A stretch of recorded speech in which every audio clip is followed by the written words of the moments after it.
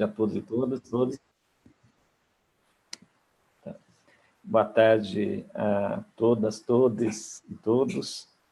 E quero começar agradecendo aqui o Clóvis e a Renata por se dispor a fazer uma apresentação inicial da mídia provisória 1045 e agradecer a todos que nos estão acompanhando. Então, vou começar só lembrando o seguinte aqui. Está pautada para quarta-feira no Senado Federal a votação da medida 1045, que já foi aprovada na Câmara dos Deputados, e ela se tornou o PL 17/2021. Tá? Caso a medida provisória seja aprovada no Senado, nos termos colocados pela Câmara, vai significar uma profunda alteração das relações de trabalho no Brasil. Tá? E porque elas, como muitas outras medidas provisórias, ou muitas outras iniciativas legislativas do governo nos últimos tempos, ela aparece inicialmente como algo bastante, vou chamar pontual, no caso aqui, ela era para legalizar, vamos chamar continuidade do benefício emergencial e da possibilidade de ocorrer a negociação da redução da jornada e dos salários, para enfrentar esse período excepcional de pandemia, mas foram incluídas na medida provisória uma série de jabutis, como está sendo chamados, que alteram de forma bastante contundente e profunda as relações de trabalho no Brasil. Tá? Eu não vou apresentar essas alterações, porque isso vai ser feito pelos nossos expositores. Nós vamos começar, então, pela Renata, fazendo uma observação, fazendo uma apresentação inicial dos principais elementos que compõem a medida provisória. Depois nós vamos ter a intervenção do Clóvis. O Clóvis é o técnico do DIESE e ajudou a elaborar um ótimo, excelente dossiê sobre a medida provisória que o DIESE publicou, né? Uma análise muito consistente. Então, Clóvis, você fará a intervenção por segundo, né, depois da Renata, para eu colocar o que está em jogo com a votação da medida provisória 1045. Né? Eu sei que nós estamos aqui no Esquenta ABET, queria então lembrar também que é uma atividade da ABET e da REMIR.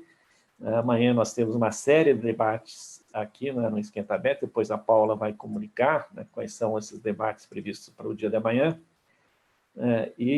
Só queremos lembrar que, mesmo a gente já tendo uma programação bastante extensa de atividades, nós resolvemos realizar essa atividade aqui, em torno da medida provisória 1045, porque, senão, se a gente não fizer agora, nós teremos problemas, se não tivermos agora, de colocar em discussão esse debate, talvez depois seja muito tarde, depois que o projeto esteja aprovado. Aí, no máximo, nós podemos fazer uma análise do seu significado, mas, na verdade, a gente precisa ainda continuar refletindo e tentando buscar, né, juntar mais gente no movimento de resistência a essa medida provisória que vai ser votada no Congresso Nacional. Então, quanto mais atividades e reflexões a gente puder realizar no sentido de explicitar o que está em jogo, nós consideramos que isso é bastante positivo. Então, por isso, nós resolvemos, de uma forma bastante corrida, dentro mesmo de todas as atividades do Esquenta ABET, realizar essa atividade aqui sobre a medida provisória 1045. Então, sem mais delongas, eu vou passar a palavra aqui para a Renata, poder fazer a sua intervenção inicial. Renata, em torno de 20 minutos, no máximo, para a gente depois ter um bom espaço para o debate, tá? Obrigado, Renata. A Renata é também da coordenação da REMIR, né, que é junto com a Beth, que está patrocinando esse evento no dia de hoje. Obrigada, Dari. Boa tarde a todos, boa tarde a todas e todes. É um prazer estar aqui, encontrando o Dari, encontrando o Clóvis, encontrando todas as pessoas que estão acompanhando essa atividade, embora a temática não seja animadora, né, para o nosso encontro, mas sempre é uma oportunidade para que a Reni, para que a Beth, também nesse contexto, para que as pessoas que têm acompanhado a construção do Fórum Social Mundial possam estar atentos e atentas ao que está acontecendo no mundo do trabalho, e se propondo a pensar alternativas e também formas de resistir a esse processo. Eu queria começar falando que a proposta que a gente tentar trazer um pouco do que foi acumulado, né, nesse curto espaço de tempo, seja em termos de compreensão mesmo, assimilação do que se trata, né, esse projeto de lei de conversão da medida provisória 1045, e também do que se tem acumulado em termos de críticas a respeito desse projeto, né. Eu estava aqui, antes de começar, pensando em como fazer a exposição, porque, na verdade, a gente tem um documento com mais de 80 páginas, né, uma proposta legislativa que era para ser algo pontual, já que a medida provisória 1045 inicialmente tratou simplesmente do programa de manutenção de emprego e renda durante a pandemia, com a perspectiva de suspensão dos contratos de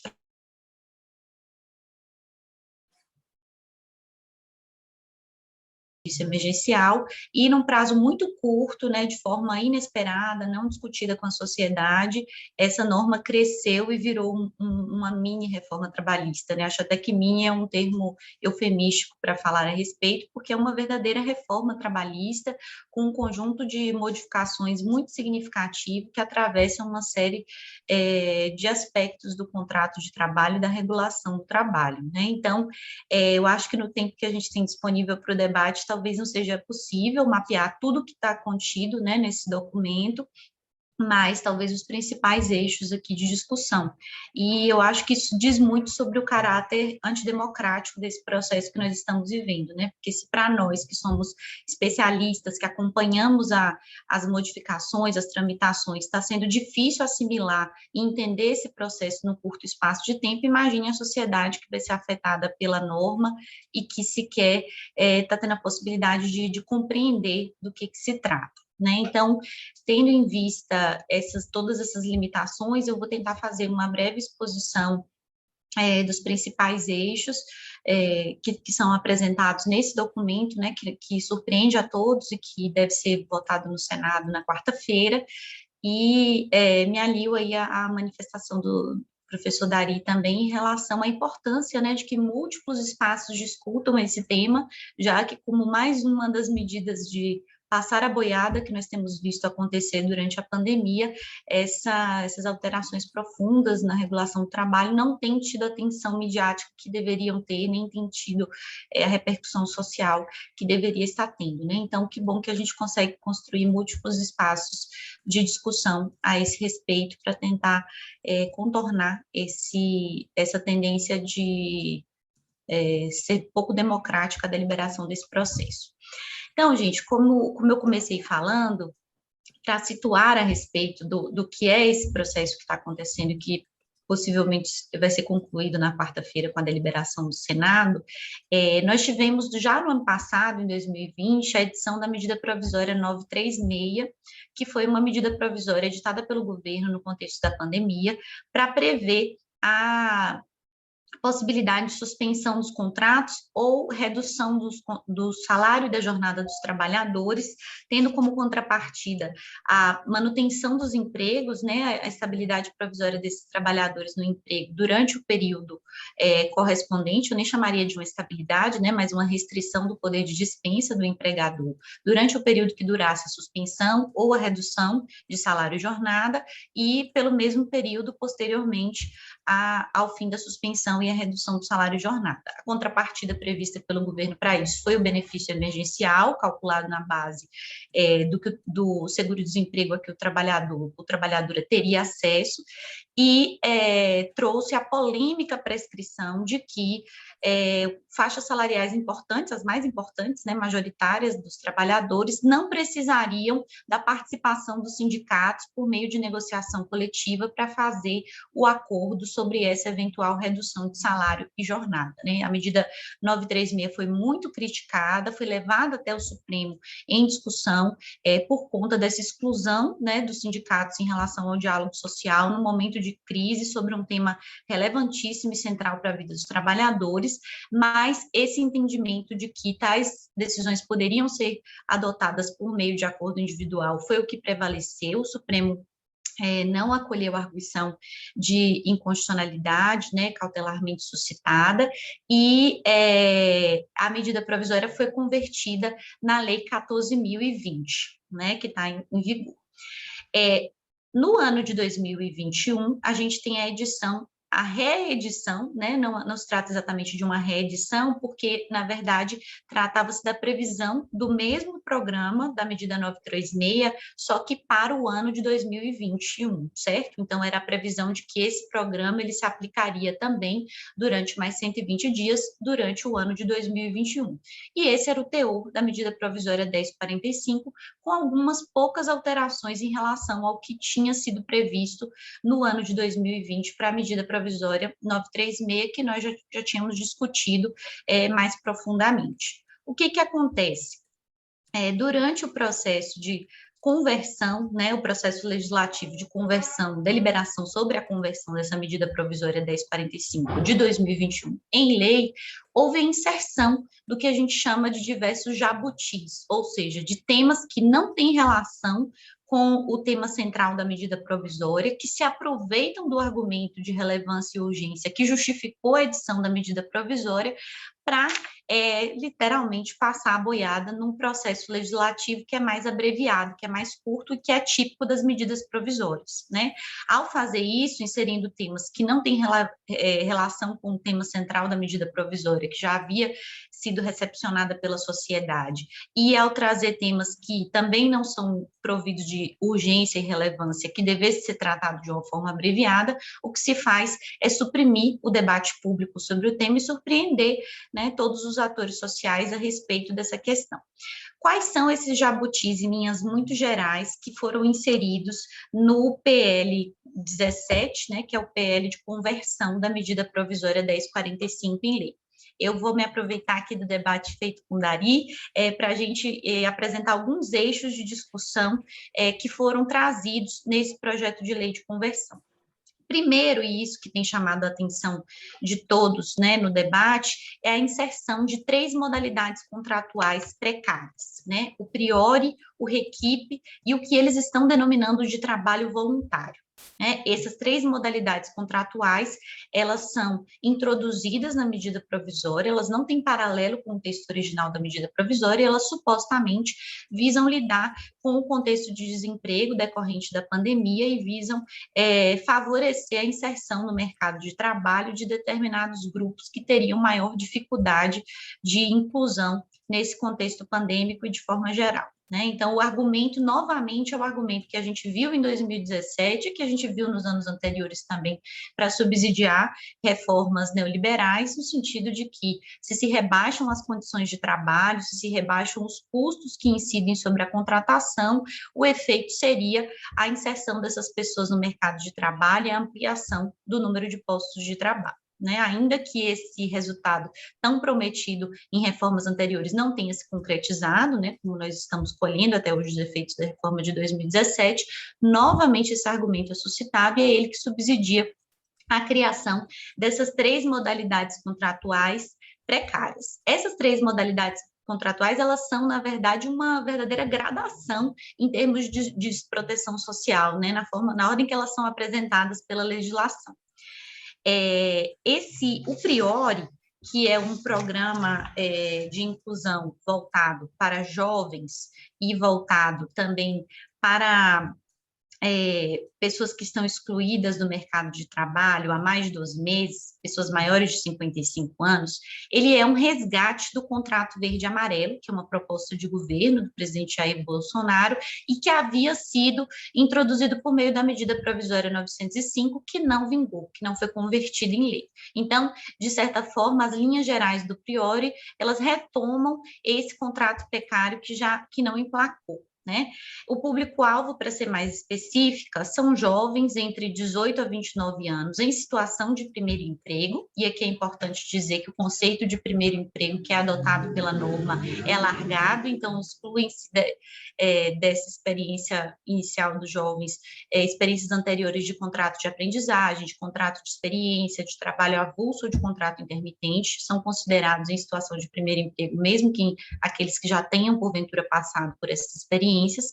E se tem como alvo também os trabalhadores maiores de 55 anos que estejam há mais de 12 meses sem empregos, né?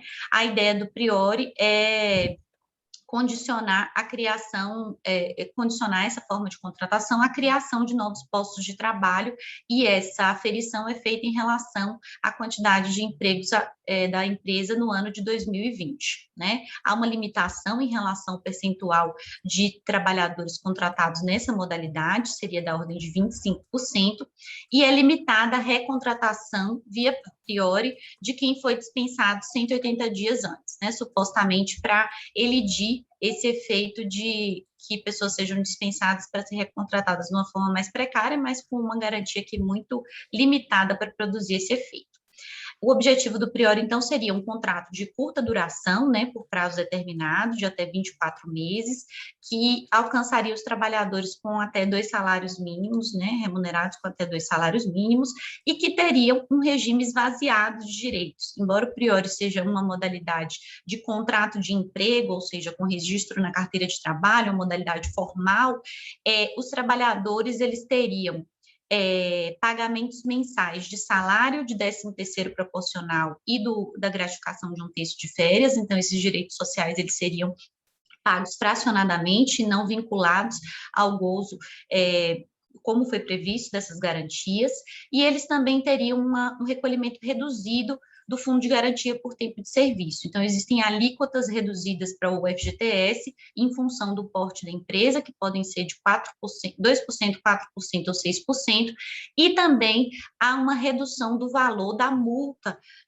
pela rescisão contratual calculada sobre o FGTS, que seria sempre de 20%, independentemente da modalidade de rescisão.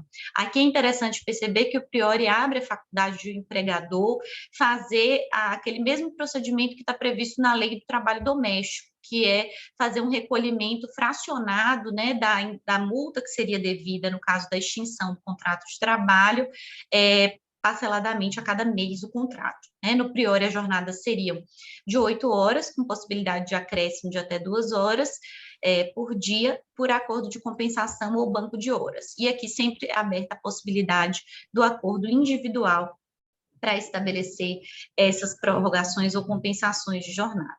O Priori é associado a uma qualificação profissional que pode ser oferecida pelo próprio empregador e que estaria vinculada a um limite mínimo de 180 horas. Né? Se o empregador ele mesmo subsidia, oferece esse curso, ele pode se beneficiar com um desconto do que eles estão denominando de BIP, né? Que é o bônus de inclusão produtiva, que seria custeado pelo governo por meio de uma compensação fiscal aí em relação ao recolhimento das contribuições sociais para o sistema S.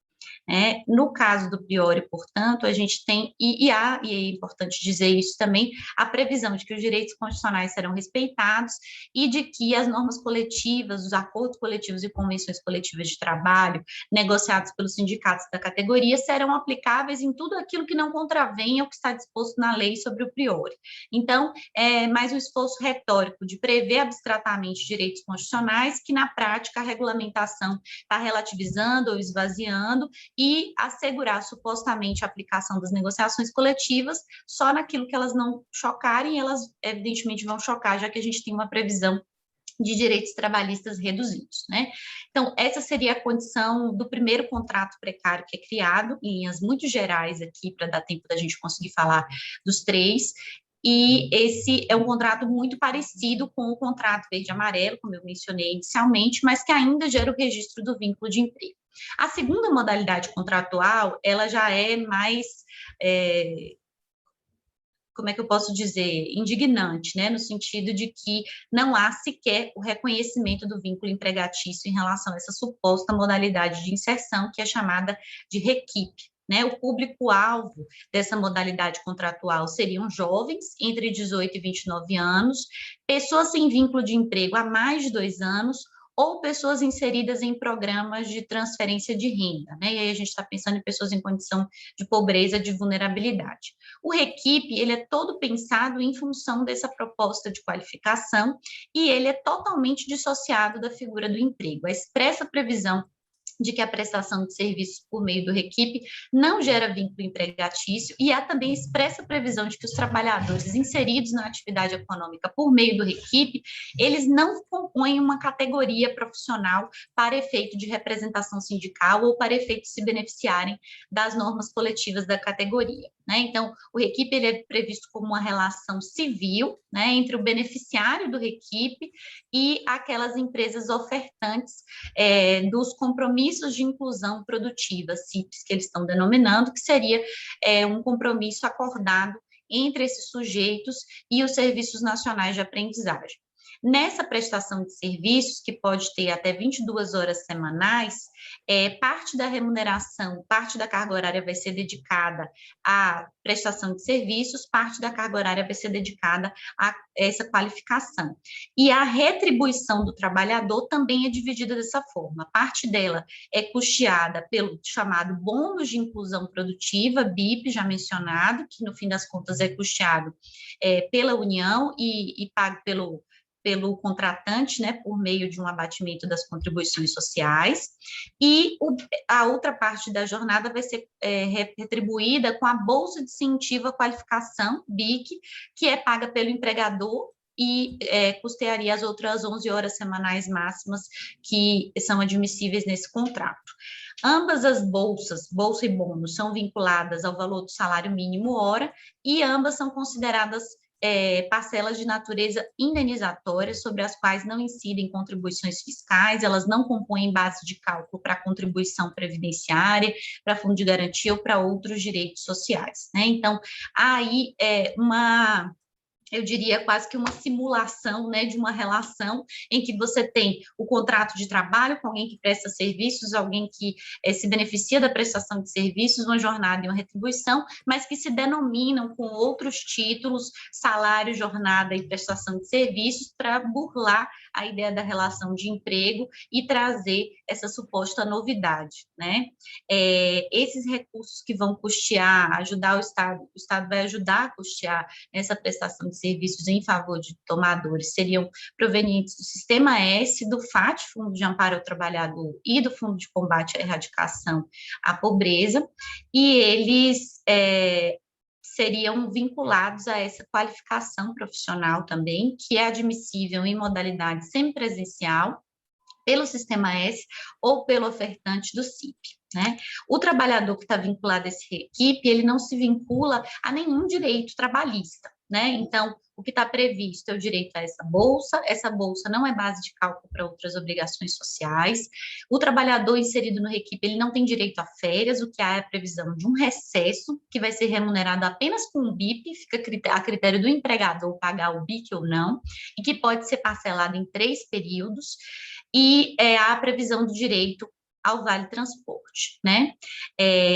As restrições que aparecem em relação a esse contrato é a limitação em relação ao trabalho noturno, insalubre ou perigoso, e caso haja descumprimento dos requisitos contratuais, supostamente é possível reconhecer o vínculo de emprego e aí a empresa ficaria obrigada a ressarcir o que ela se beneficiou a título de BIC aos cofres da União. Né? Também está disposto que há limites máximos para a contratação de pessoas nessa modalidade, nesses limites variariam em relação ao ano de implementação do Requipe, né? Tipo, saindo de 10% no primeiro ano, podendo chegar até 20%, e há a previsão restritiva de que não é possível recontratar como reequipe empregados que foram dispensados até 2 anos antes, né? Então, numa tentativa de supostamente mitigar os efeitos da substituição de pessoal por essa forma mais precária, mas que a gente sabe que tem ampla possibilidade de burla, considerando a dinâmica coletiva mais ampla do mercado de trabalho. Né? E, por fim, fechando esse conjunto de 3 contratos precários, a gente tem a previsão, que eu acho também, nessa escalada do absurdo bem significativa, que é a previsão de um trabalho voluntário, né, que seria prestado por pessoas com idade entre 18 e 29 anos, ou pessoas com idade superior a 50 anos, e que se daria por meio de uma contratação pelos municípios pelo prazo de até 18 meses. Essa seria uma contratação também sem vínculo, mediante um instrumento de parceria, por meio do qual essas pessoas poderiam trabalhar até 48 horas mensais, em jornadas de 6 horas diárias, limitadas a 3 vezes por semana, para essa pessoa jurídica de direito público, né, os municípios, permitida a prorrogação de jornada e a instituição também de regimes de compensação.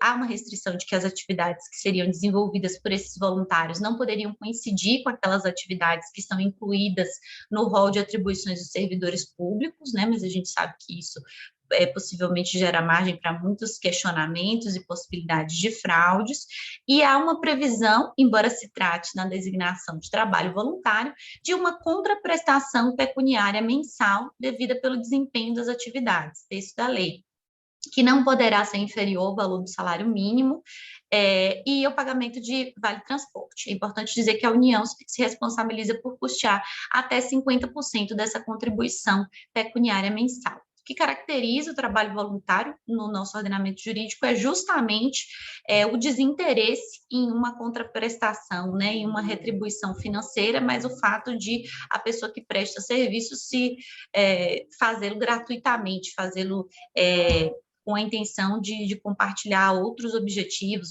altruísticos, políticos, religiosos, etc.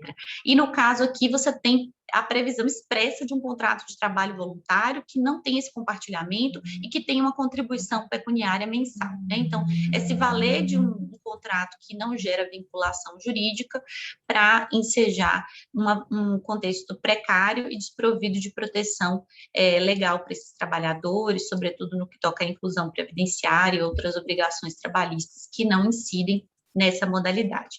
Dari está aqui avisando que o meu tempo já está esgotando, eu imaginava que isso aconteceria, mas só para tentar pincelar aqui, em termos gerais, o que chama atenção e o que está no centro, bem desenvolvido da norma, são essas 3 modalidades contratuais, mas no tópico do projeto de lei, que eles estão denominando de disposições finais e transitórias, é uma verdadeira festa, né? Então, tem alterações normativas sobre prorrogação de jornada e duração da jornada de trabalho, alterações sobre a fiscalização do trabalho, alterações sobre a justiça do trabalho, no que se refere à homologação de acordos extrajudiciais e no que se refere à gratuidade da justiça, né? Esses requisitos, eles são flexibilizados com relação à homologação de acordos e enrijecidos com relação à gratuidade, agravando o nosso cenário de dificuldade de acesso à justiça.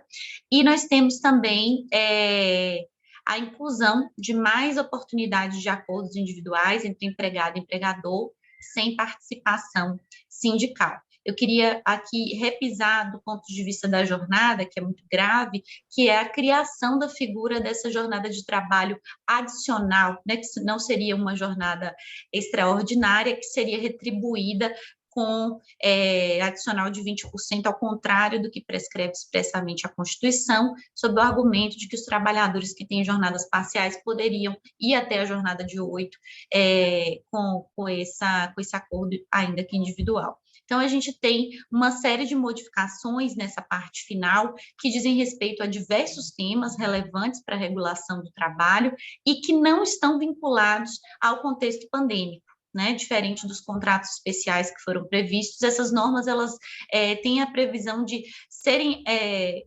incluídas na CLT de forma definitiva, regulando elementos centrais da regulação do trabalho e elementos centrais dos contratos de trabalho dos trabalhadores que não estão submetidos a essas modalidades especiais também. Então, para não me estender mais, que eu sei que já passou meu tempo, eu vou ficar por aqui e a gente pode falar melhor sobre essas outras modificações no debate. Obrigada. Obrigado, Renata, por expor aqui de forma tão detalhada aí, né, todas essas mudanças, principalmente nas formas de contratação. Então, vou passar para o Clóvis, que é o Clóvis, junto com o Diese, também elaborou um dossiê, entre outros dossiês elaborados aqui, né, para apresentar todas as mudanças que estão colocadas na medida provisória, os jabutis, agora, né? Então, Clóvis, você também com a palavra aqui. Aí eu te aviso com 5 minutos, tá? Certo, obrigado, Dari, obrigado pelo convite. Eu fico muito honrado de poder estar aqui num evento da ABET falando sobre esse trabalho que a gente elaborou, né? Cumprimentar todos vocês, dizer que a Renata fez uma síntese brilhante de um documento muito extenso, ela conseguiu juntar todos os pontos principais num tempo realmente limitado para o tamanho do documento, né? A gente passou horas lendo aquele texto produzido pelo relator e a complexidade é enorme. Na nossa nota técnica, inclusive, nós não conseguimos tratar de todos os assuntos. Na parte final, relativa às mudanças na lei trabalhista, a gente simplesmente deu alguns exemplos, que seria demais, ficaria um documento muito extenso se fôssemos passar por cada ponto deles, né?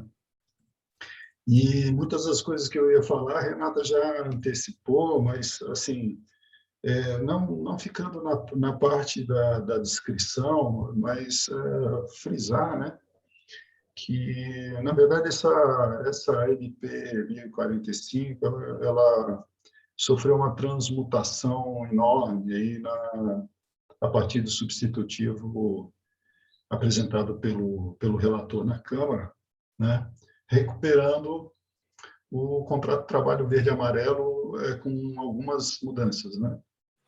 E isso já conecta essa MP claramente à reforma trabalhista de 2017, porque o contrato verde e amarelo, muito embora tenha vindo com aí um discurso bolsonarista, né, como uma proposta do governo Bolsonaro, mas na verdade ele vinha já na esteira da reforma trabalhista como um aprofundamento daquelas medidas lá de 2017. Então, é uma continuidade, né, e que quando nós discutimos a MP 905, a gente teve condições de apontar que aquela iniciativa visava justamente, por um lado, reduzir custos do trabalho, reduzir encargos sociais e criar uma verdadeira bolsa empresária, com mais uma desoneração previdenciária enorme a favor dos empregadores, sob o argumento de que isso iria gerar empregos para jovens,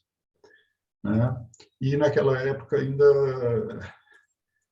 compensando parcialmente a renúncia tributária através de uma contribuição que seria cobrada dos desempregados, né, do seguro-desemprego. Essa proposta foi tão absurda que acabou sendo rejeitada. Depois, a carteira verde e amarela foi abandonada, tendo em vista os problemas gerados com a pandemia, né? E tendo em vista que a sociedade cobrou do Congresso respostas concretas a um novo problema e não a insistência naquela linha de proposições da carteira verde e amarela. Mas agora o mesmo relator daquela MP ressuscita o projeto, recupera o projeto, recoloca o trem no trilho que vinha sendo seguido, né?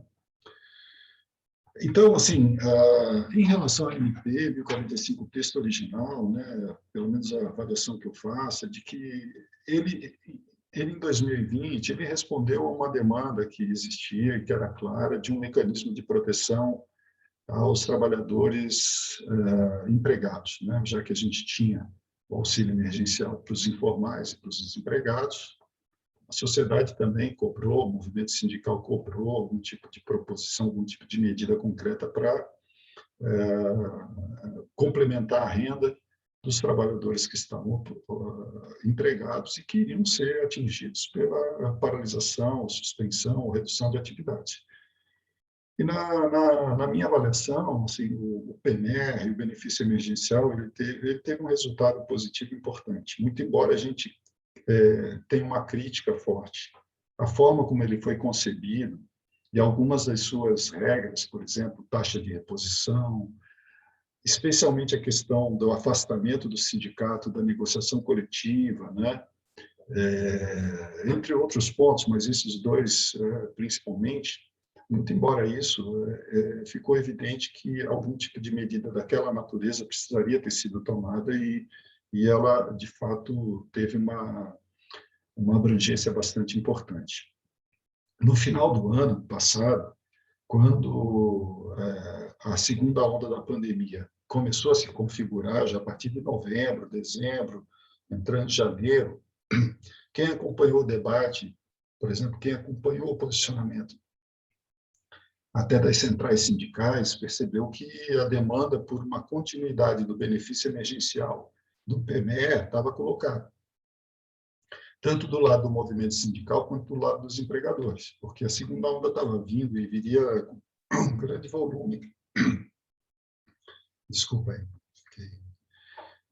E isso acabou resultando que o governo reapresentou a 1045 num discurso tanto para os empregadores quanto para os trabalhadores, e queria reeditar a MP tal como o programa tinha sido concebido em 2020. E é importante destacar também que, em 2020, o PEMER, o programa, ele foi aprovado no Congresso com uma intensa negociação. E que, embora as propostas do movimento sindical não tenham sido assim consideradas, foi importante o debate no Congresso para assegurar, por exemplo, a garantia de emprego, a negociação para alguns segmentos dos trabalhadores, mas principalmente a garantia de emprego, a possibilidade de uso do seguro-desemprego numa eventual demissão posterior. Então, assim, tem pontos do PEMER que foram resultado de uma negociação política no Congresso. Em 2021, portanto, a MP foi editada mais ou menos como tinha sido feito lá em 2020, né? Mas o governo, em parceria com o relator, recolocou, como eu disse, o carteira verde e amarela no projeto, e usando um tipo de tática que se viu na própria reforma trabalhista, né? Fazendo um discurso aparentemente de entendimento com os atores sociais, mas na hora H, e em cima da hora, o relator apresentando o substitutivo que introduz uma profunda alteração na legislação trabalhista. Foi isso que ocorreu em 2017, na Câmara, e isso que ocorreu na 1045, novamente. Foi em cima da hora que foi apresentado o jabutis, introduzindo todo aquele caminhão de mudanças, novos programas, nova forma de contratos atípicos e precários.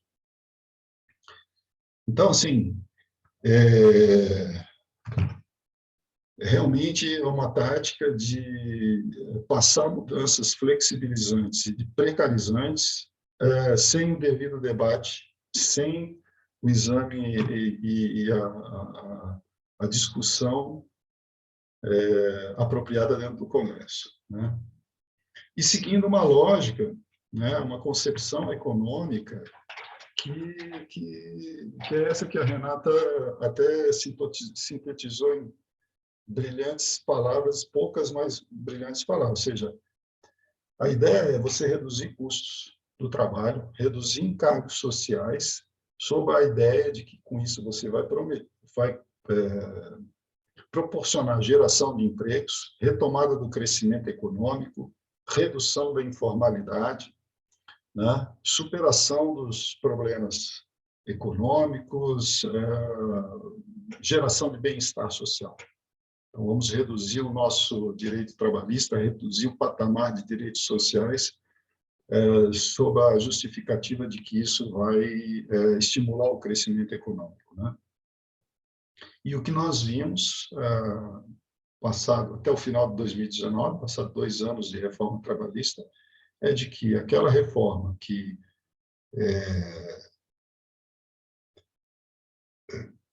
converteu a legislação trabalhista de um piso em um teto, né, de direitos, na verdade, estabeleceu a negociação individual, arrebentou com a organização sindical, criou todo tipo de dificuldade para a organização dos trabalhadores, deu total poder aos empregadores na negociação das condições de trabalho, né? Ela não alterou significativamente a taxa de desemprego. Nós tínhamos uma taxa de desemprego de 12% a 13% quando a reforma foi aprovada. E no final de 2019, essa taxa estava em 11%, quer dizer, caiu 1 ponto percentual em 2 anos. A taxa de crescimento econômico foi medíocre em 2018, 2019.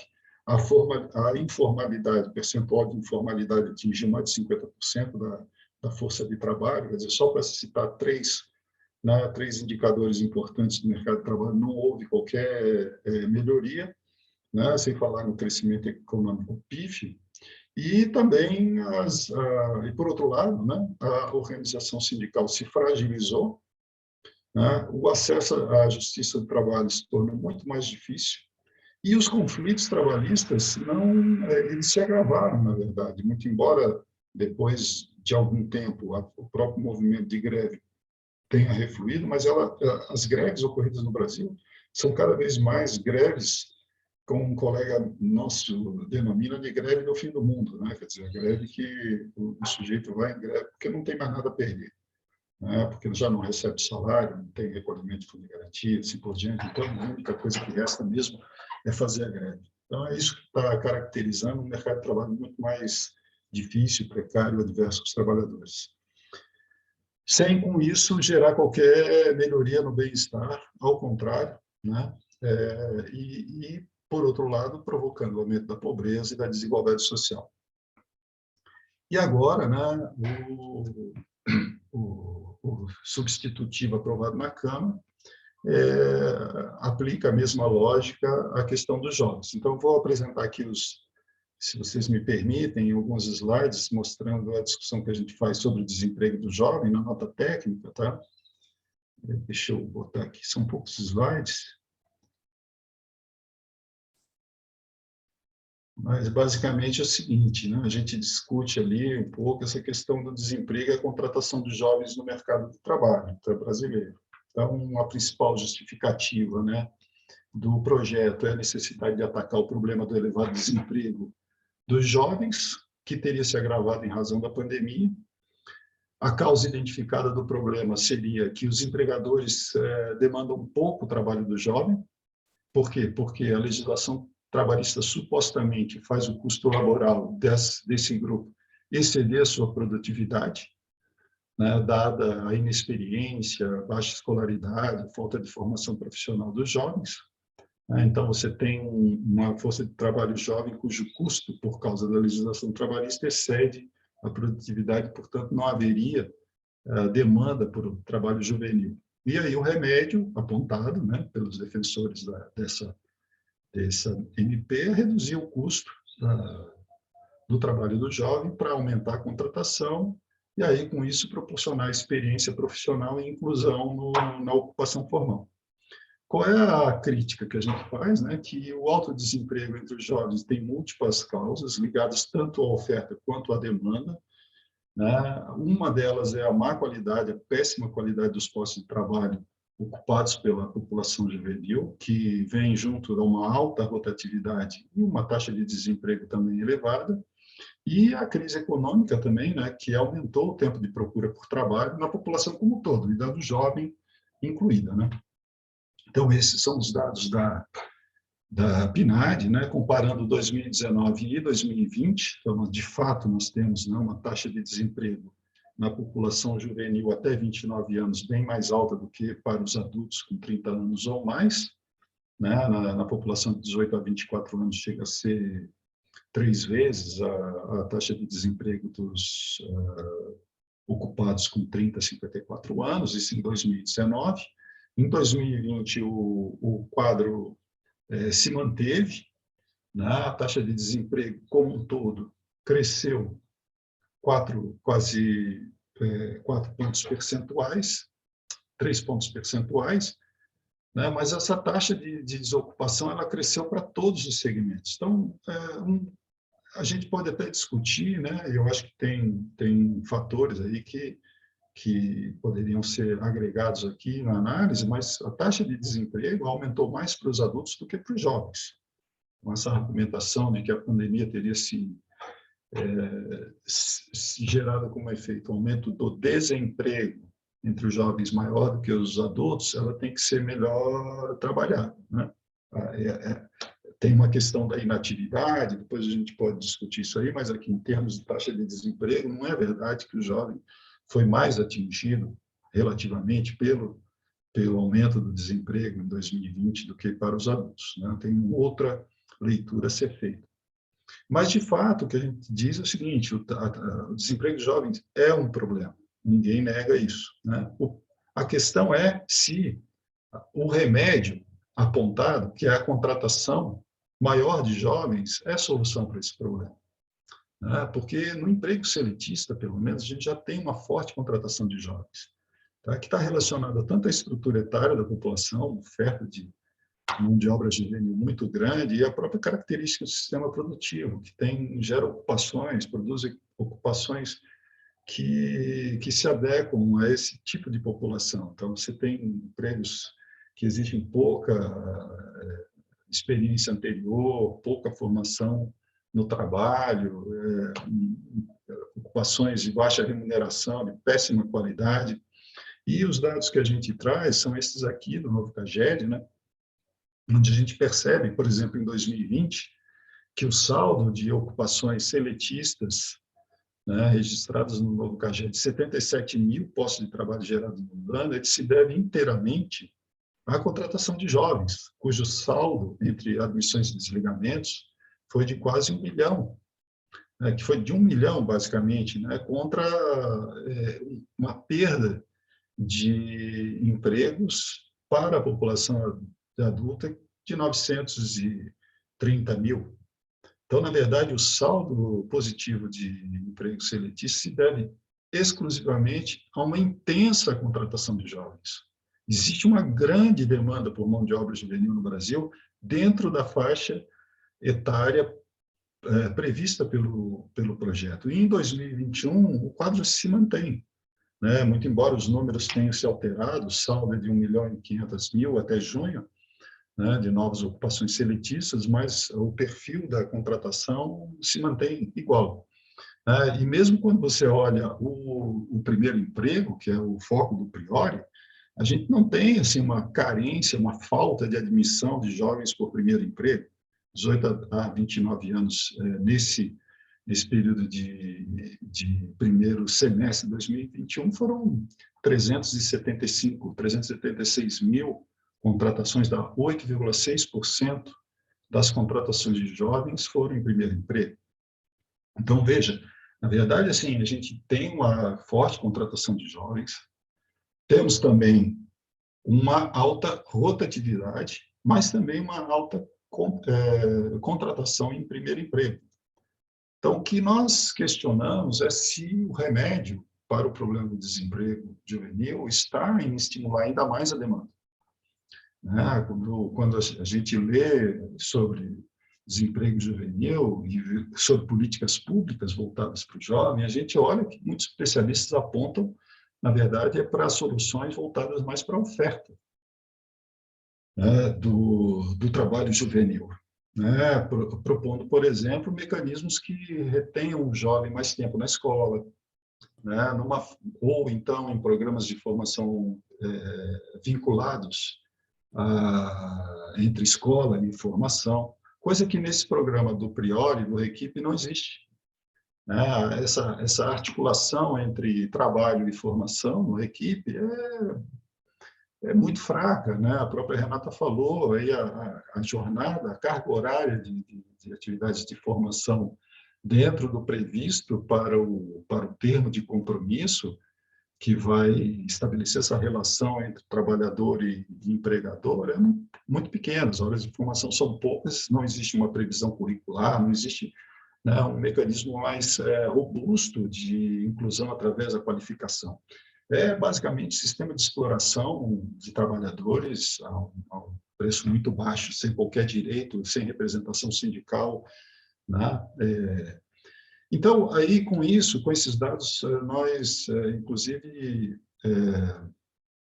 discutimos também rapidamente na nota técnica, né, o problema da eficiência desse programa, né, já que é o terceiro ponto que eu queria mencionar aqui na minha fala, é de que muito se argumenta, olha, nós temos que ter políticas públicas mais eficientes, com melhor alocação de recursos públicos, né? Isso é predominante aí da administração pública federal, você vê os órgãos de controle exigindo cada vez mais que a aplicação dos recursos tenha uma forte fundamentação e justificativa nos resultados esperados, mas, assim, como nós já temos uma forte contratação de jovens, usar recursos públicos, que são do sistema S, mas são públicos, para financiar empregadores fazerem aquilo que já fazem, é muito questionável, né? Além do mais, por exemplo, esses dois programas juntos, o que está estimado é um custo de 41 bilhões de reais, né? Então, 41 bilhões em 5 anos.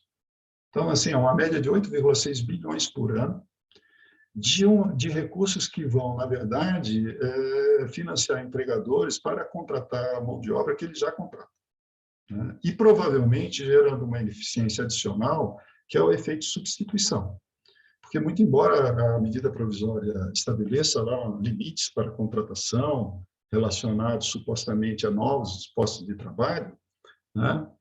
Mas quando se aplica as regras de cálculo desses limites, você já vê que há um espaço muito grande para a substituição de mão de obra contratada por contratos permanentes por esses novos contratos do Prior e do Requipe, né?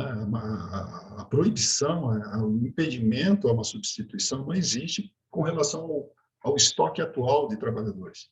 E quando se olha no futuro, prevendo que, obviamente, nós teremos aí um movimento de contratação à medida que a economia voltar a uma dinâmica pós-pandêmica, vamos dizer assim, né, você vai ter naturalmente uma expansão do emprego, isso é meio que inevitável, a menos que ocorra mais uma catástrofe, mas, enfim, tudo indica que nós vamos ter uma normalização dentro desse perfil de emprego crescendo um pouco, mas, enfim, se isso é previsível, então essa expansão do emprego poderá se dar não com a contratação de empregos tempo permanente, né, a prazo indeterminado, por prazo indeterminado, mas sim dentro dessas formas mais precarizadas, né, substituindo aquela margem que nós teríamos de recuperação do emprego formal. Então,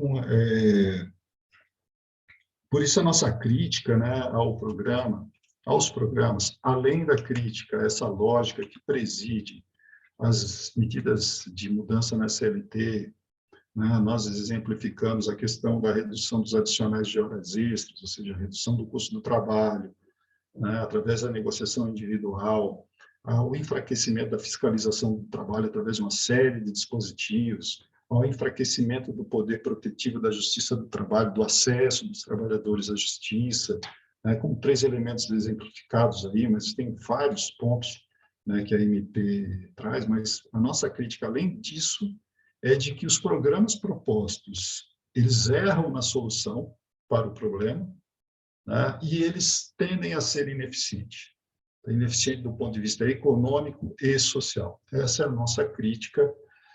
Espero, né, que a nossa crítica seja ouvida, espero, e aí eu parabenizo aqui a Beth fazer esse debate antes, na semana em que o tema está em pauta lá no Senado, espero que a gente consiga fazer o Senado pensar que ele tem que agir como uma casa revisora e impedir que essas aberrações, inconstitucionalidades e ineficiências sejam sacramentadas numa eventual aprovação da MP. Bom, eu agradeço, fico por aqui e participando do debate. Obrigado. Clóvis, nós que agradecemos, e trouxe uma série de outros elementos exatamente para mostrar que essa solução não é solução, né? Porque, de fato, ela não resolve nenhum problema de emprego do jovem, não resolve problemas econômicos do país, e pelo contrário, agrava, né, as possibilidades de você ter uma sociedade, pelo menos com nível melhor de proteção de quem precisa trabalhar para sobreviver. Então, agradecemos imensamente a sua contribuição e nós vamos abrir o debate agora. Nós temos dois públicos, né? O público que está aqui na sala e tem o público que está no canal YouTube. Então, quem está no canal do YouTube, por favor, formule a sua questão por escrito, né? Que a gente passa aqui para os nossos debatedores, e quem está aqui na sala internamente, por favor, se inscreva e pode fazer uso da palavra também verbalmente, né? Não só por escrito, para enriquecer o nosso debate. Tá? Então, vamos abrir então a discussão, o debate, e vamos começar aqui com a nossa primeira inscrita, a Marilane Teixeira. Mari, está com a palavra. Obrigado, Mari. A inscrição é pela mãozinha, Dari? Pode ser, tanto faz aqui, tá. Ou pelo chat aqui, tanto faz. Tá. Bom, boa noite para todas, boa noite a todos que estão nos acompanhando.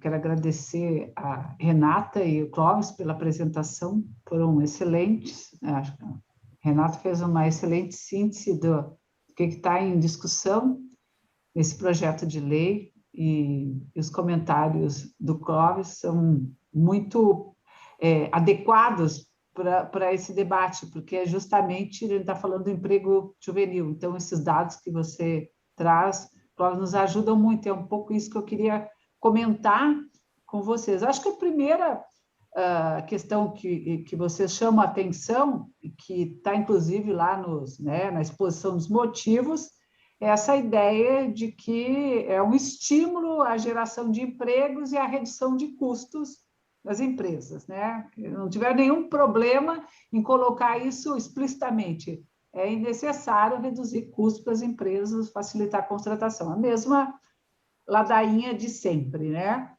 E acho que quando se trata assim, dessa questão da juventude, eu não sou especialista em juventude, e não quero nem entrar em polêmica em relação a isso, que são as políticas adequadas para a juventude. Eu acho que tem um erro aí básico, que é essa de tratar 18 a 29 anos como se fosse um universo só, né, único.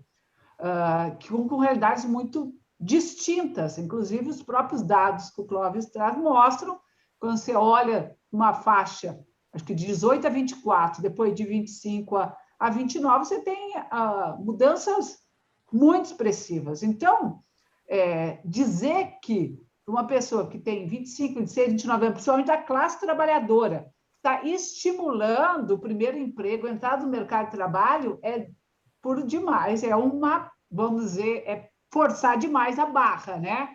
Porque muitas dessas pessoas já estão no mercado de trabalho há 15 anos, 14 anos, 13 anos, né?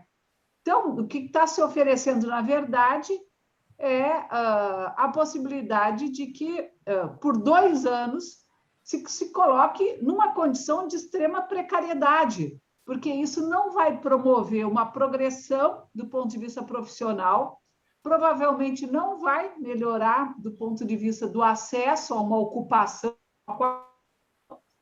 e num período de 2 anos, inevitavelmente vai sair por uma condição de subemprego ou desemprego, sem muitas vezes sequer ter acumulado uma experiência de trabalho de fato consistente, né? Então, o outro aspecto é que quando tu calcula que até 25% do quadro efetivo, considerando a média, né, do último ano, então é muito difícil que uma empresa amplie o quadro efetivo até 25% num contexto de retomada da atividade econômica. Agora, quando você projeta a possibilidade de poder contratar até um quarto por essa modalidade, quer dizer, primeiro que a empresa deve ter crescido muito, e a economia, de uma certa forma, também. E que, na verdade, o que está, promovendo é uma estratégia de substituição de trabalho efetivo por trabalho por essa modalidade. Isso me parece que fica muito evidente, né, com essas medidas. Então, é legalizar a ilegalidade, a irregularidade, e que, somado às outras medidas que foram aprovadas, entre elas, essa possibilidade de ainda fragilizar mais os órgãos de fiscalização, evidentemente vai ficar muito difícil de poder medir. Hoje mesmo, a gente não consegue nem ter muita certeza sobre os dados de admissão e dispensa do CAGED pelas mudanças que se operaram aí desde 2020, né? Os dados estão sendo permanentemente sendo questionados. Então, qual é exatamente a segurança que se tem em relação às informações que as empresas vão prestar e quem vai, de fato, fiscalizar e acompanhar isso, né? Tem esse impacto que você chama atenção para os fundos públicos, parece que, segundo o relator, o impacto seria no orçamento de 2022, porque o orçamento de 2021 não teria impacto, porque estaria mais ou menos se readequando, né? A nova legislação tem um impacto nas contas públicas, um impacto no Fundo de Garantia por Tempo de Serviço, né? Não só em relação à alíquota, mas em relação à multa, né? Então, isso, portanto, tem impacto sobre a sociedade, porque a gente sabe exatamente qual é o destino, né, dos recursos do Fundo de Garantia por Tempo de Serviço. E aí, queria que vocês comentassem, quer dizer, além de problematizar essas questões, ouvir um pouco mais de vocês sobre isso, quais são as possibilidades reais e concretas que se tem desse debate no Senado sofrer algum tipo de alteração, né? Primeira questão, se há espaço para isso. E por último, né, eu concordo com isso que o Clóvis chamou a atenção agora no final, acho que a Renata também comentou, que me parece que isso não vai ter nem do ponto de vista da eficácia, vai ser uma medida que vai pegar, né, nesse sentido. Então, mais comentários gerais e obrigada, Dari, pelo... Obrigado, Mari. Nós temos aqui a Magda, próxima inscritas, e temos 3 questões aqui, né, para depois serem apresentadas aqui, né, por escrito. Tá, então, Magda, depois também quero me inscrever. Tu quer passar para as questões primeiro ou eu falo primeiro? Pode falar, depois eu falo. Tá. Boa tarde, é uma satisfação estar aqui. A gente já passou a tarde inteira, né, Clóvis, falando sobre esse tema. Esse tema está mobilizando muito. Tá? Eu estou aqui numa rede que se chama MP 1045, estão dizendo, a todo momento vem notícias novas. Né? Então, a primeira notícia que se tem depois eu quero fazer alguns comentários na própria medida provisória, e eu não assisti o resumo da Renata, mas eu quero trazer alguns elementos para mostrar como essa medida provisória ela é inconstitucional, né? E como ela transborda os limites de qualquer medida provisória, não só da medida provisória em si originária, transborda os jabutis, mas transborda os limites de qualquer medida provisória, né? À medida que ela altera substantivamente não só o direito material do trabalho, como o direito processual do trabalho, e isso não pode ser feito por meio de medida provisória, tá? Independentemente da medida provisória originária. Mas tudo isso é no plano do dever ser, né? Porque a gente sabe que quando os interesses privados subjugam o sentido do público, a porca torce o rabo. Bom, então, cumprimentando, o que eu queria comentar do ponto de vista do andamento da medida provisória, que é uma coisa que está nos preocupando muito, as centrais sindicais, o núcleo que é unificado, o Fórum Unificado das Centrais Sindicais, né, estiveram em reunião com com o presidente do Senado, que sugeriu a eles, né? O presidente do Senado é um homem muito educado, de fino trato, né? Então, cuidado com as pessoas de fino trato. Ele é muito educado. E ele disse que a tendência no Senado seria a retirada dos jabutis. Bom, o que significa isso, a retirada dos jabutis? Eles estão olhando a retirada dos jabutis como tudo aquilo que foi incluído, né, pelo relator a partir das emendas, né, e que transformou essa medida provisória em outra coisa que não a medida provisória originária, que é a repristinação da 936 e da sua lei de conversão. Bom, então, isso foi o que ele disse, que a tendência seria essa. Mas hoje, numa live ou numa entrevista com o ministro Guedes, né, ele já disse diferente, né? Ele já disse que a tendência será a aprovação da medida provisória no Senado. Nós temos agora o relator. Traz mais problema e mais confusão, porque o relator é o Confúcio. Tá? O relator, o nome dele é Confúcio, e ele é do MDB. Né? Então, não se sabe, né? Ainda porque não houve reunião com ele, né? Como é que será a caminhada. Mas hoje, aqui nesse grupo que eu estou, tem pessoas conversando com as assessorias de senadores, não dos partidos da minoria, mas dos partidos da base aliada ao governo, e estão dizendo que cresce, né, cresce a possibilidade da retirada dos jabutis. O que significa isso? Né?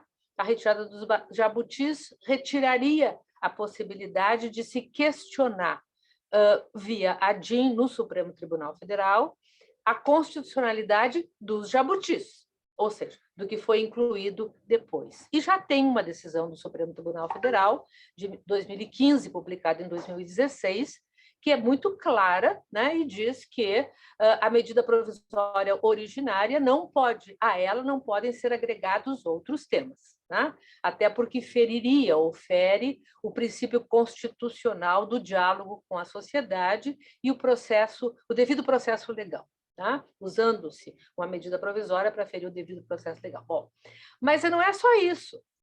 É que, olhando para a medida provisória, e aí eu não peço desculpas à Renata, porque eu não vi a síntese, a medida provisória ela tem elementos, né, que não são transitórios e não tem nada, além dos jabutis, e que não tem nada a ver, né, com a questão da crise sanitária. Né, que é o exemplo que eu vi vocês conversando no final, o Clóvis se reportou a Renata, a redução da jornada, ou seja, a ampliação da jornada de trabalho para determinadas categorias, no caso específico, por exemplo, dos bancários, né, com ampliação da jornada para 8 horas, o que pode ser autorizado na via do contrato individual e com adicional de 20%.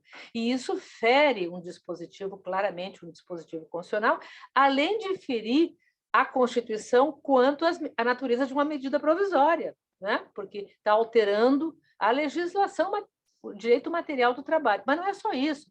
As medidas que ela traz para coibir a fiscalização, tá? E para vedar o acesso à justiça do trabalho, também são medidas altamente inconstitucionais e permanentes, que não são transitórias, né? E na lei de conversão, se aprovadas, serão permanentes, que é o problema da gratuidade da justiça, que fica relegada a quem ganha per capita até R$500, né? E isso veda o acesso ao judiciário, a gente sabe disso, e o tema da homologação dos acordos extrajudiciais. Traz uma novidade, aí eu não sei se a Renata falou também, traz uma grande novidade, que é de impedir os juízes de retirar cláusulas de acordos que quitam os contratos, por exemplo. Tá? Com isso, tu fere a possibilidade ou o poder discricionário do julgador e tu impede o julgador e tu cria obstáculos, inclusive, ao direito de decidir, impede o julgador de homologar um acordo retirando, por exemplo, que é muito comum fazerem isso, retirando a quitação do contrato. Veda essa possibilidade. Então, cria limites, cria impossibilidades e atinge diretamente a justiça do trabalho. né? E os sistemas de fiscalização com a dupla visita ficam muito cerceados e com o impedimento da aplicação das multas. Com isso, há um ataque brutal, né?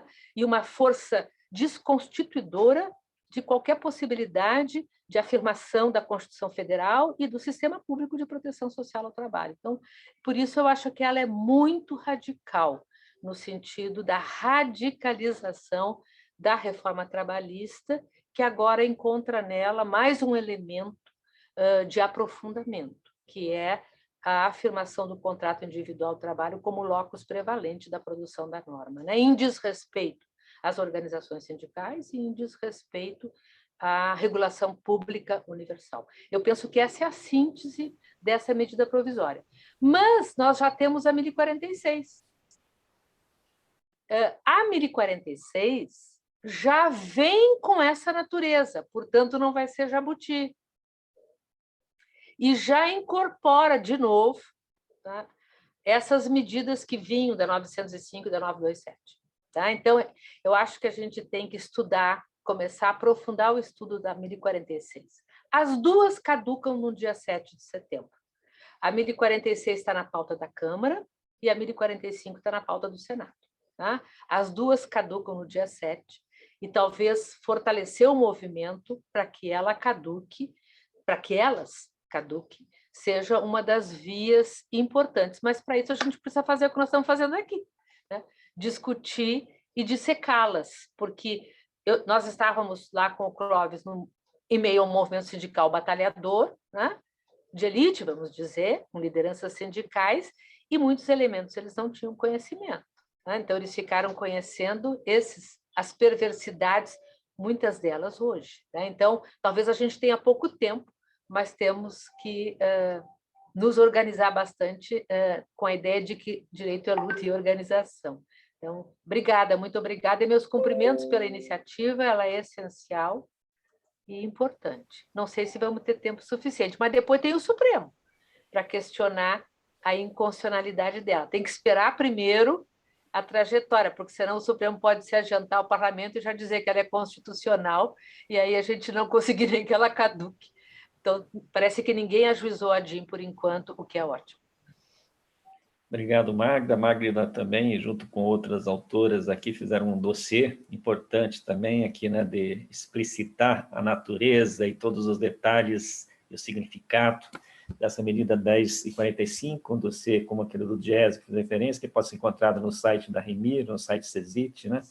Tá? Então, obrigado, Magda. Aqui nós temos algumas questões, aqui já são várias por escrito, e tem a Alana, que também quer fazer uma intervenção oral, que ela está aqui na mesa, já passo para a Alana, então só vou ler as questões colocadas. Qual é a possibilidade? Aí o Zé Geraldo Rezende pergunta qual a possibilidade de fazer um movimento Arquiva Senado, o submete a plebiscito? A Magda começou a responder isso já, né? Mas está colocada a questão. O Mário Henrique Ladovski pergunta, é possível um recrudescimento da Covid, né? Recrudescimento da Covid, variante Delta, a crise da energia, apagão, vai adiar a retomada da atividade econômica e a geração de emprego, mesmo com a flexibilidade da lei trabalhista. Comenta a Karen Arthur, pergunta para a Renata, como tratar do tema da compliance trabalhista num arranjo institucional que prima pelo desrespeito ao direito do trabalho?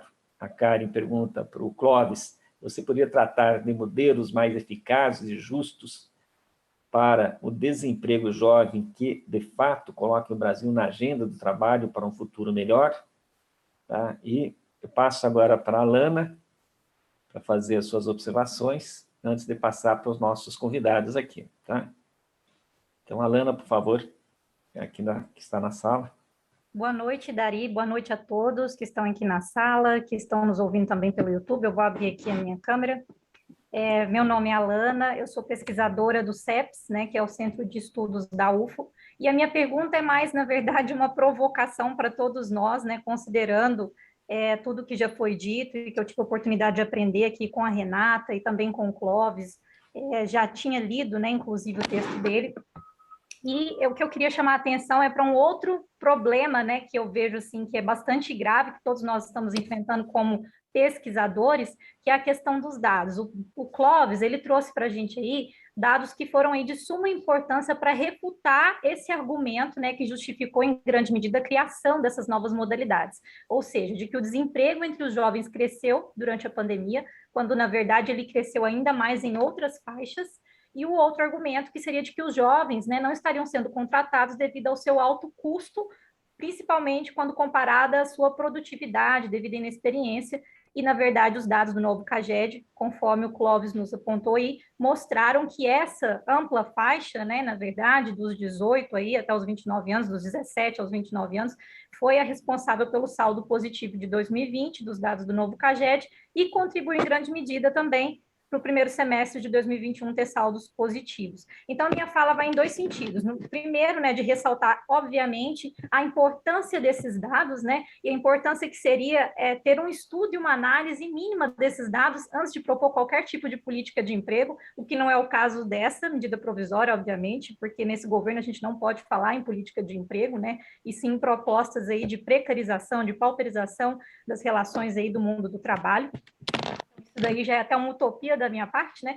Mas o outro ponto, né, que eu queria ressaltar é a forma como a própria metodologia, né, essa modificação metodológica que nós tivemos aí no novo CAGED, se não me engano, acho que foi a Magda, eu não me lembro, uma colega nossa aqui chamou a atenção, né, sobre a confiabilidade desses dados. Nós, enquanto especialistas da área do mercado de trabalho, estamos meio a uma nuvem, né, que tem cada vez mais nos deixado mais confusos. Esses dados têm contribuído mais para nos confundir do que muitas vezes para nos orientar, entender o que está acontecendo do ponto de vista prático.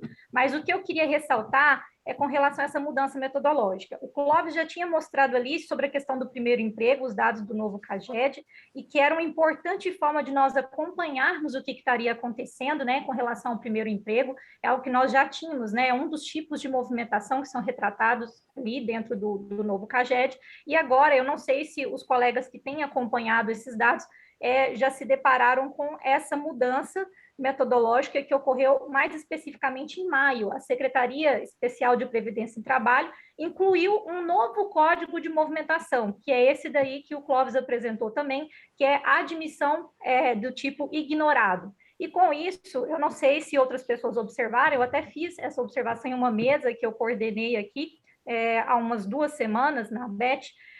Os dados da admissão por primeiro emprego no Brasil, que estavam na casa de aproximadamente 100 mil, e assim estava indo até março, né? Em abril já tem uma queda, em maio, com esse novo tipo de movimentação, eles caem drasticamente, e em junho ele chega a 2.960, ou seja, os próprios dados, né?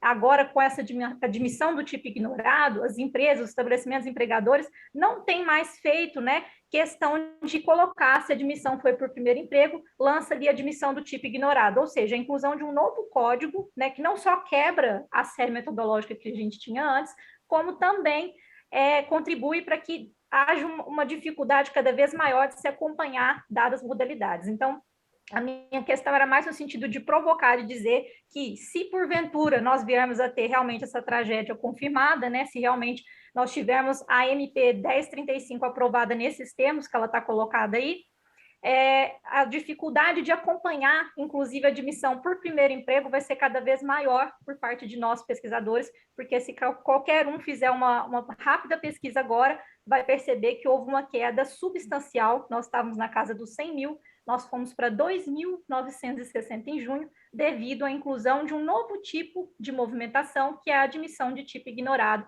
e que tem levado as pessoas, não sei se por preguiça, não sei qual fator eu poderia colocar aqui, mas tem colocado todo mundo ali dentro desse grande saco, que é a admissão de tipo ignorado, o que tem contribuído para dificultar ainda mais a nossa vida de pesquisadores. Então, é uma provocação, no sentido de colocar que nós, além de termos que combater, de nos posicionar, de militar contra essas modificações que estão ocorrendo do ponto de vista político, eu queria chamar a atenção para as questões metodológicas que estão ocorrendo dentro do novo CAGED também, que eu acho que, de certa forma, tem contribuído para dificultar ainda mais as nossas análises e os nossos posicionamentos nesse sentido.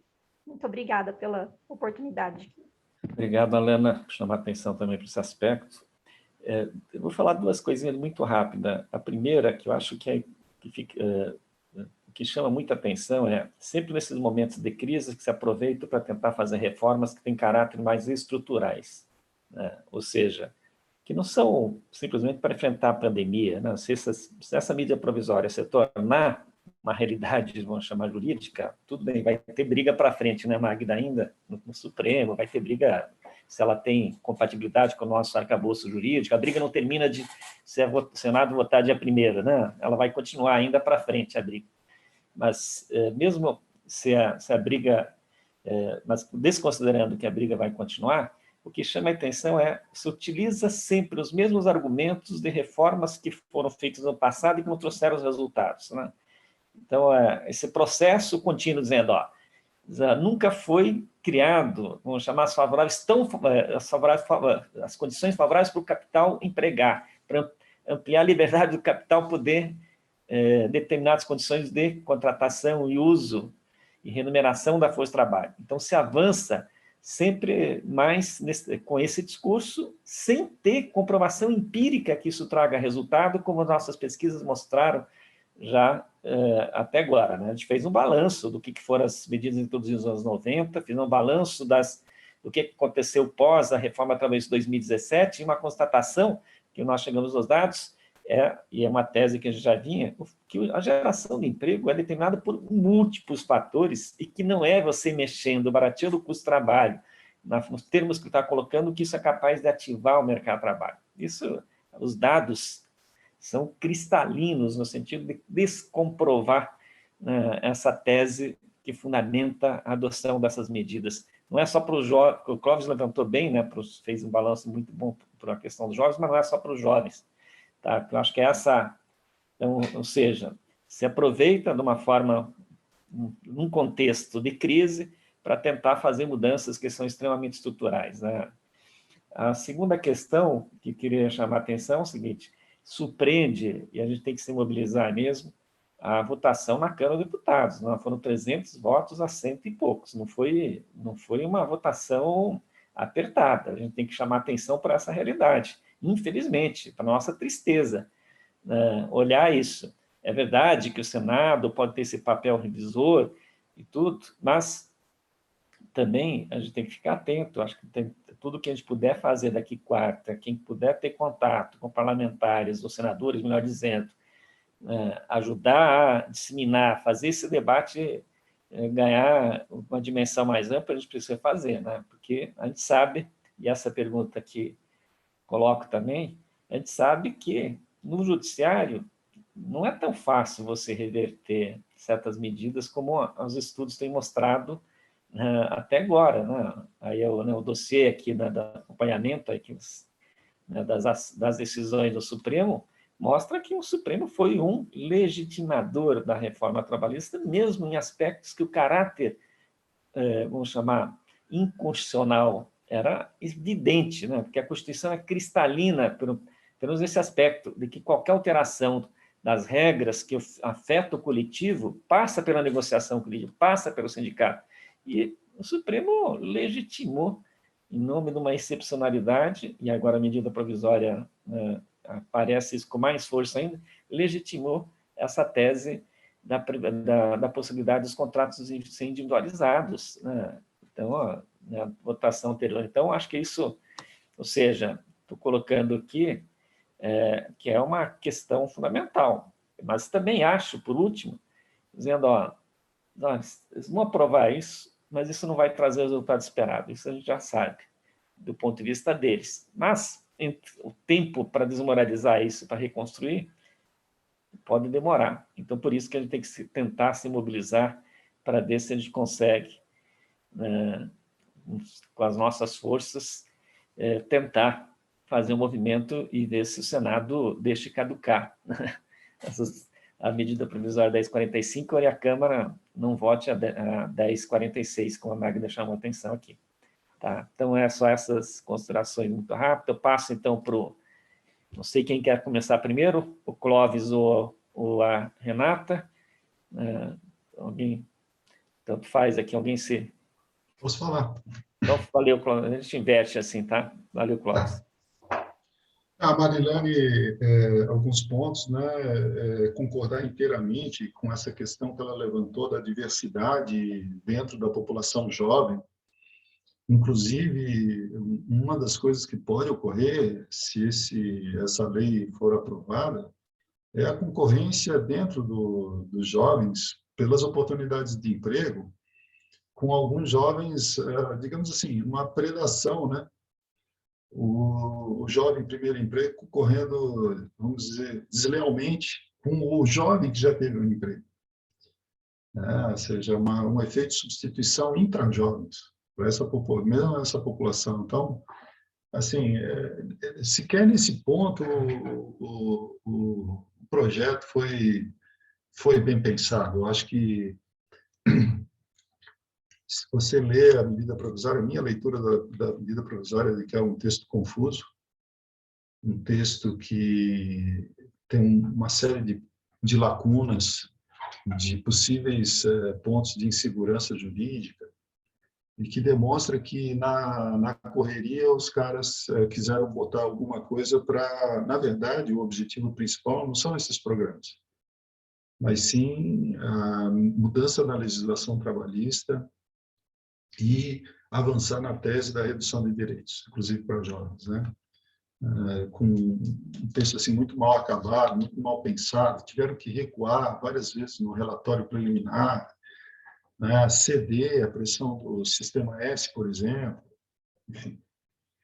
A outra questão é de que o limite de contratação não é só 20%, ele pode chegar a 45%, porque você combina 25% do priori mais 20% do equipe, sendo que para micro e pequenas empresas esse limite é o céu. Você pode ter 100% de mão de obra dentro desses programas, né? Então, assim, o limite, aquele limite da lei é para inglês ver. Na verdade, ele não é um limite sério.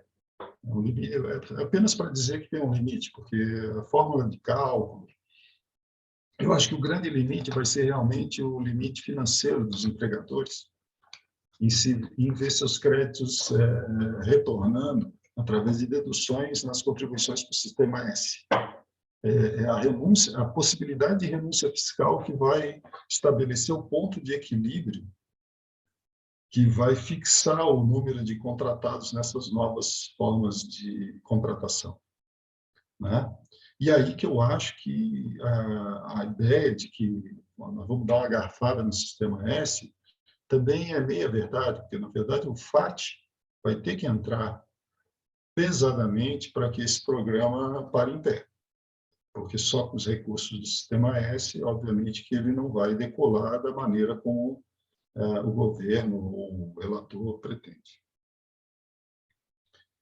Eu acho que tem um problema de fiscalização, e isso tem a ver um pouco com o que a Alana colocou, porque eu até não sabia, agradeço o alerta da Alana, né? Eu trabalhei com os dados agregados de 2021, eu não vi o mês a mês, nos dados do novo CAGED para o primeiro emprego, mas assim, o sistema de registro de emprego e a transparência desse sistema vão ser fundamentais para se ter uma noção dos efeitos se essa coisa passar. Nós esperamos que não, mas se ela passar, nós vamos precisar ter muito mais transparência do que hoje em relação a esse tipo de contratação do primeiro emprego, até porque trata-se de recursos públicos, né? Financiamento público. Bom, em relação ao que a Magda colocou, eu também alertaria para um ponto que não é da minha área, mas é importante. Essa lei, essa medida provisória trabalhista, mas ela avança sobre todas as esferas do direito, toda a justiça, não é? Não é só o acesso à justiça trabalhista, mas a gratuidade da justiça na Justiça Federal, nos tribunais de pequena causa, coisa que eu achei assim incrível, como que é um jabuti, assim, na verdade é uma tartaruga enorme, né, que botaram em cima da árvore, aquelas tartarugas bem grandes, porque é uma esfera totalmente diferente da justiça trabalhista, não tem nada a ver com questão trabalhista, nesse caso. Mas, Me permite, Clóvis, é porque como ela estabelece que essa relação vai ser contratual, ela já sabe que a competência vai ser da Justiça Comum. sim, mas é estranho você ver isso, né? Uma medida provisória relativa à matéria trabalhista avançar no processo da Justiça Federal, dos tribunais especiais e assim por diante. Bom, sobre o Mário, o recrudescimento da Covid, crise de energia, adiar a retomada, e nós podemos agregar alta taxa de juros, inflação crescente. O cenário econômico não está dado que nós vamos ter um processo de crescimento mais robusto. Ao contrário, nós temos uma economia que talvez agora esteja gerando empregos, porque está dando aquele respiro de recuperação, principalmente do setor de serviços, que está puxando a geração de empregos, mas daqui para frente o cenário é bastante desafiador em termos econômicos, né? Então, isso também eu concordo inteiramente que é um grande ponto de interrogação em relação a isso aí. A Karen, sobre modelos para desemprego de jovem, eu justamente estava lendo um artigo que foi publicado agora no boletim do IPEA, Mercado de Trabalho, um texto muito interessante da Anne Postuma e do Luiz Caruso, né? Eles são da Unesco e da OIT, sumarizando o panorama geral dos programas de emprego para jovens e de inserção dos jovens na economia e pontuando que a maior parte deles foca mais na oferta, né, na integração entre escola e trabalho, né, na retenção de jovens no ambiente estudantil. Depois eu ponho aqui no chat o artigo. Né? É muito interessante fazer esse apanhado e dar subsídios para a formulação de políticas públicas e aponta num caminho muito diferente desse do Priori e do Requipe. Né? Então, com a intervenção da Alana, né, com relação aos dados, eu já falei, mas a questão do desemprego do jovem, acho que tem um outro problema, né? Nós tivemos na pandemia não um aumento do desemprego do jovem, mas da inatividade e do desalento. Quer dizer, então, nós temos outro tipo de desafio a ser enfrentado para os jovens, que não é necessariamente o emprego, a geração de empregos, mas assim a atividade numa economia com uma menor capacidade de geração de empregos, mas para todos, não só para os jovens. Né? O adulto ele consegue se colocar numa ocupação informal, o jovem tem mais dificuldade, porque tem menos experiência, tem menos capital humano acumulado para desenvolver, por exemplo, uma atividade por conta própria, do que um adulto que já teve a experiência de trabalho, já adquiriu uma habilidade que o permite atuar no mercado informal. E Dari, eu acho assim, concordo com o que tu colocou, acho que o ideal no Senado seria dois cenários que seriam idênticos, ou deixar ela caducar ou tirar todos os jabutis. Porque se você tirar os jabutis, o que resta é a MP 1045, que já surtiu seus efeitos. O efeito dela acabou esse mês. Então, assim, se ela caducar ou for retirado o jabuti, dá na mesma. Qualquer dos dois resultados, para mim, seria satisfatório. Né? Agora, o grande lance que eu acho é que o resultado, do ponto de vista agregado da sociedade, não virá. Eu não acredito que venha qualquer coisa da aprovação dessas medidas, mas o resultado microeconômico de alguns setores, especialmente setores que serão beneficiados por essa mão de obra barata, juvenil, desonerada, né, com alta renúncia fiscal, esse pessoal atrai apoio. Vem o ganho microeconômico. E são esses setores que estão apoiando a MP, como estavam apoiando a carteira de trabalho verde e amarela. Infelizmente, tem setores empresariais que são míopes para o macroeconômico, olham só o microeconômico e acabam afundando a economia como um todo. Era isso que eu tinha para comentar. Obrigado. Ótimo, Clóvis. Muito obrigado. Passo para a Renata. Bem, obrigada, pessoal, pelas perguntas. Muito bom escutar as intervenções também do Clóvis, da Magda, as perguntas que foram colocadas também pela Mari, pela Alana. Eu queria aproveitar antes de... Acho que a mim coube aqui a pergunta da Karen, né? Porque as outras já foram bem mapeadas. Mas eu queria aproveitar para fazer alguns comentários, já que a minha primeira exposição fica muito restrita em sistematizar, né? E mapear o tamanho do estrago. E aí também dialogando um pouco com a questão que a Mari e a Alana colocaram, né? Esse tratamento discriminatório do jovem, né? Porque, na verdade, quando você tem uma legislação que, a pretexto de construir uma política pública para o jovem, na verdade, está oferecendo a juventude ao mercado de trabalho de uma forma rebaixada, a gente não pode considerar que essa é uma forma de tratamento diferenciado no sentido de acomodar uma vulnerabilidade, né? Porque você está expondo quem se supõe ser vulnerável a um contexto de trabalho ainda mais predatório do que os demais, né? Então, isso aí já geraria, e tanto vale para o jovem como para as pessoas com mais de 50 anos, uma perspectiva de identificar na legislação um tratamento discriminatório, que está incompatível com o que preza a Constituição, as normas internacionais também, em relação ao tratamento igualitário, né, em termos de direitos trabalhistas e de direitos sociais. E quando o Clóvis traz esses dados mostrando que nem sequer esse grupo teria justificativa para ter uma política diferenciada nesse contexto, pelo menos não em termos emergenciais, isso fica mais escancarado ainda, né? Então, eu acho que dentre as várias inconstitucionalidades, a Magda falou bastante aí das inconstitucionalidades formais, né, da medida provisória, principalmente pelo fato pelos jabutis, pelo fato de tocar em matéria processual, né, o Clóvis bem chamou a atenção até do Código de Processo Civil sendo alterado. Eu acho que vale muito a pena a gente explorar o caráter de antissindicalidade, né, dessas normas recentes que têm sido editadas pelo governo federal. Há uma perspectiva não só que no início se travestia mais de valorização da autonomia coletiva, né, de reivindicar a negociação coletiva como um espaço de vale tudo, um espaço sem limites, mas há aí uma postura de antissindicalidade no sentido de recusar o reconhecimento de categorias profissionais, de recusar a validade das normas coletivas negociadas em relação a determinadas formas contratuais, e num contexto em que há toda uma ofensiva, né, no discurso em relação ao movimento sindical e a uma recusa ao diálogo social de forma mais ampla, né.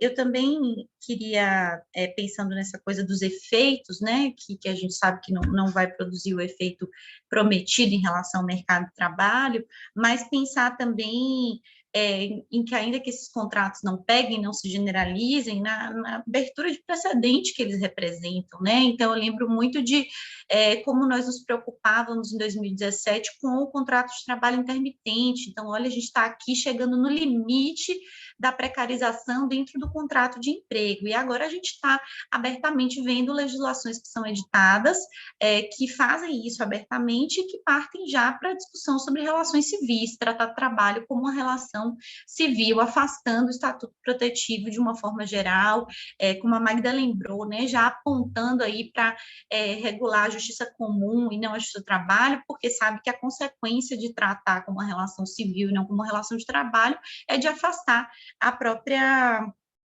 competência da justiça do trabalho para analisar a validade dessas normas, né? Então, eu acho que de precarizar o emprego, né, de esvaziar a ideia de emprego, a gente está partindo para um novo degrau aí nesse processo, que é de abertamente tratar as relações de trabalho como relações que não reivindicam a proteção social. E acho que, nesse sentido, essa legislação também traz um crescente, né, nesse sentido, em relação à inserção previdenciária, né, de recusar e com naturalidade a inserção previdenciária desses trabalhadores. Não é uma inserção previdenciária com alíquota menor, é uma não inserção previdenciária, né, que está sendo colocada. E a outra questão que eu acho que é importante também ver, e aí para aproveitar também para falar um pouquinho mais sobre como isso se coloca para a Justiça do Trabalho, a comparação, né, entre um dos dispositivos que é trazido nesse projeto sobre o controle que a Justiça do Trabalho pode exercer sobre os acordos extrajudiciais em relação àquele dispositivo que constou lá da reforma trabalhista de 2017, que dizia que a Justiça do Trabalho não deveria analisar as negociações coletivas do ponto de vista substantivo, mas só deveria analisar os requisitos formais do negócio jurídico. E em 2017, o argumento para fazer isso era dizer que se valorizaria mais a esfera negocial, que a Justiça do Trabalho não deveria restringir os atores coletivos, etc. E agora a gente tem o mesmo dispositivo reproduzido em relação a um acordo feito pelo empregado e empregador no fim do contrato de trabalho, quando o trabalhador está mais vulnerável ali e premente em relação ao recebimento de verbas rescisórias, né? E aí o mesmo dispositivo se repete. A Justiça do Trabalho não pode homologar com ressalvas, não pode colocar nem termos em relação ao acordo extrajudicial. Ou ela homologa tudo, ou ela não homologa nada. E a ela só cabe avaliar os requisitos formais do negócio jurídico, né? Então, a gente realmente está vendo uma escalada nesse processo, que era um processo de desvirtuar a negociação coletiva, para agora abrir mão da negociação coletiva e trazer para o individual mesmo, né? Para os acordos individuais, para as aceitações individuais, seja durante, seja após o contrato de trabalho, né? Então, acho que esse é outro elemento, né, que também significa o esvaziamento, né, do papel dos sindicatos e uma conduta aberta de antissindicalidade por parte dessas propostas, né, do Estado brasileiro ao concorrer com elas. E sobre a pergunta da Karen, né, que traz a questão do compliance, acho bem importante a gente pensar nisso, né, já que o compliance cada vez mais tem sido colocado no debate, né, pelas empresas, como uma forma até de valorizar a sua imagem, mas o próprio conceito de compliance que tem sido adotado, né, seja pelo direito comercial, pelo direito do trabalho, é do compliance como um mecanismo de reforçar, né, viabilizar o cumprimento da legislação, né, inclusive o compliance não é um espaço de autorregulação, né, um espaço de corregulação, de usar estratégias supostamente eficientes para reforçar a regulação estatal, né, a partir de uma conduta colaborativa, né, dos sujeitos. E aí, quando você esvazia completamente o que seria a regulação pública, ou então torna ela tão heterogênea a ponto de que a gente não saiba mais qual é a regra, o espaço do compliance vira um espaço realmente de confusão, né, de trazer aquilo que a legislação não consegue impor como padrão de imperatividade para uma esfera aberta de negociação entre sujeitos privados, né? Então, eu acho que esse é um ponto também para se pensar. A Karen é do direito do trabalho e sabe que esse tema é o tema da moda, né, em relação, e é lamentável que isso ascenda num contexto de falibilidade das instituições públicas. Então, se a gente não tem referências de uma atuação pública das instituições, o compliance tende a ser um espaço de privatização da regulação do trabalho e não de cumprir essa perspectiva constitucionalizada, que seria de uma corregulação, se é que isso é possível pensar no âmbito das relações de trabalho. Não sei se eu consegui responder, mas eu acho que são alguns elementos para a gente dialogar aqui, e eu não tenho muitas expectativas, né, em relação à quarta-feira, e expectativas menores ainda em relação ao Poder Judiciário, né? Eu acho que se essa medida for aprovada, talvez a gente tenha mais chance no Poder Judiciário com as questões formais, né, as irregularidades formais, do que com relação ao conteúdo, já que o Poder Judiciário, principalmente o Supremo Tribunal Federal, tem encampado abertamente esse discurso de que a flexibilização contratual vai gerar emprego, né? Então, eu não consigo ver no padrão de argumentação do Supremo das últimas decisões, ele se dissociando da fundamentação, ainda que falsa, né, ainda que falaciosa, desse projeto de lei. Talvez a gente consiga pensar aí na discussão sobre as inconstitucionalidades formais para trazer essa argumentação em outro nível para o debate. É isso, gente. Obrigada. Obrigada, Renata. Eu quero agradecer muito o Clóvis e a Renata por fazer essas exposições, e também todas os que interviram e formularam questões. O que vai ficando claro para a gente é que é uma mudança que abarca muitos aspectos da relação aqui do emprego, né? Não é uma medida provisória simples de ser compreendida, né? O Clóvis, inclusive, fez referência no dossiê elaborado que eles não conseguiram abarcar todos os pontos, né? Eu e a Renata tentamos fazer um artigo síntese aqui também das medidas, que é uma coisa muito difícil também, né? Para tentar apresentar um pouco o que são os elementos um pouco mais centrais, aí sem, né, de tentar entender isso. A Mari, Magda, a Alana, também nas suas intervenções, mostraram aqui vários outros aspectos, facetas que tem sobre essa questão da medida provisória. A gente sabe que não é um marco legal que muda a realidade do emprego, a quantidade de emprego, mas muda a qualidade da proteção, né, e dos direitos. E aí eu acho que é uma possibilidade, sim, de rebaixamento forte, né, da proteção ao emprego, como bem o Clóvis, na sua resposta, chamou atenção, a Mari também falou isso, né, que, na verdade, isso pode substituir trabalhadores hoje existentes por outros trabalhadores que estão contratados com direitos, né? Aí você rebaixar esse padrão, o chão não tem, o buraco não tem limite, né? Então, eu acho que essa importância de a gente fazer esse debate, essa medida provisória, de fato, agora começou a ter um debate um pouco mais intenso, mas acho que nós demoramos um pouco de reagir para entender todo o seu significado aqui, né, e sua dimensão. Então, mais uma vez, então, muito obrigado, agradeço a Beth, a Remir, por ter provocado essa reflexão, ela fica gravada aqui no nosso canal e esperamos, e tenho certeza que a gente está contribuindo para não só chamar atenção, mas também para criar resistência. E é isso que nós precisamos agora, é criar resistência contra o movimento.